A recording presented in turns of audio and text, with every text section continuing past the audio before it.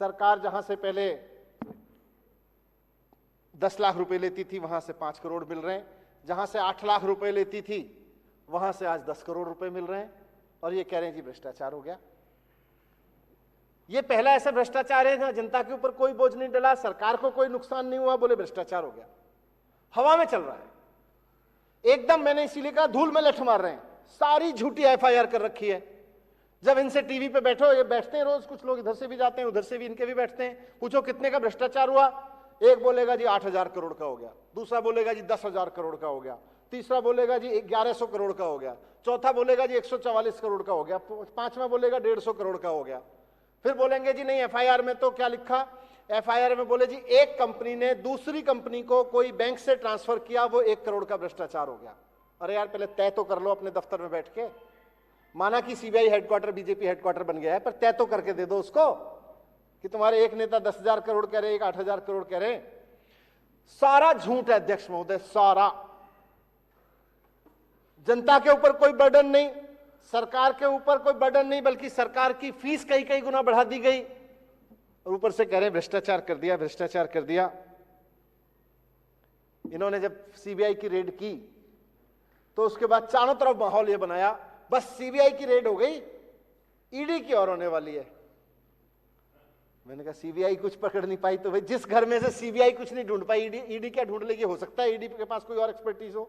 भाई मेरे गद्दे खंगाल लिए, मेरे बेड का वो ढक्कन खोल खोल के खंगाल लिए, मेरे कपड़े पैक करके सर्दियों के रखे हुए थे वो खोल खोल के देख के जैकेट वापस से पैक कर दी। अब सीबीआई उसमें से कुछ नहीं ढूंढ पाई। जैकेट वाले उसी बैग में से, स्वेटर वाले, लाल स्वेटर वाला बैग है वो मेरा, लाल स्वेटर वाले बैग में से जिसमें से सीबीआई खोल खोल के कुछ नहीं ढूंढ पाई।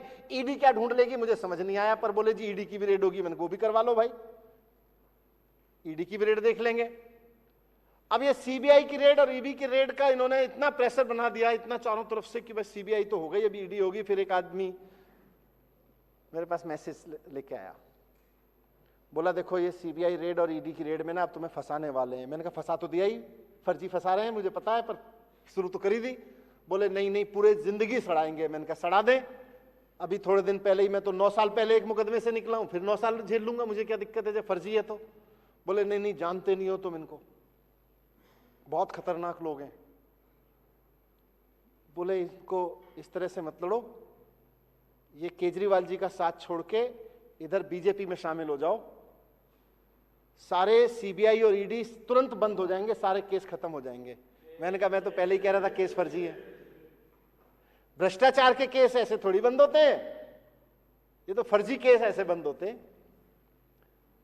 मैंने कहा मैं क्यों चला जाऊं भाई, जब मैंने कोई गलती नहीं की, मैंने तो कोई भ्रष्टाचार किया नहीं।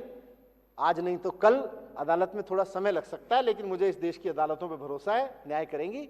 तुम लोग जितना भी सीबीआई का दुरुपयोग कर लो, ईडी का दुरुपयोग कर लो, फिर पहले भी करते थे, फिर कर लो, पर मैं तो कोर्ट से छूट जाऊंगा। इसके लिए मुझे केजरीवाल जी का साथ छोड़ने की क्या जरूरत है? मुझे जरूरत ही नहीं है, मैंने कुछ गलती नहीं किया। तो बोले नहीं नहीं आप समझो इस बात को मनीष भाई,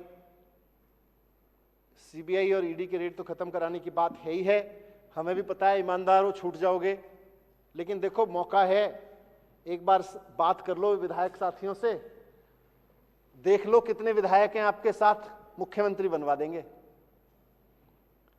बोले जी कितने तोड़ सकते हो? मैंने कहा पहले तो मुझे खुद को तोड़ना पड़ेगा, मैं खुद टूटने को तैयार नहीं हूं, मैं अपने साथियों के बारे में क्या कहूं।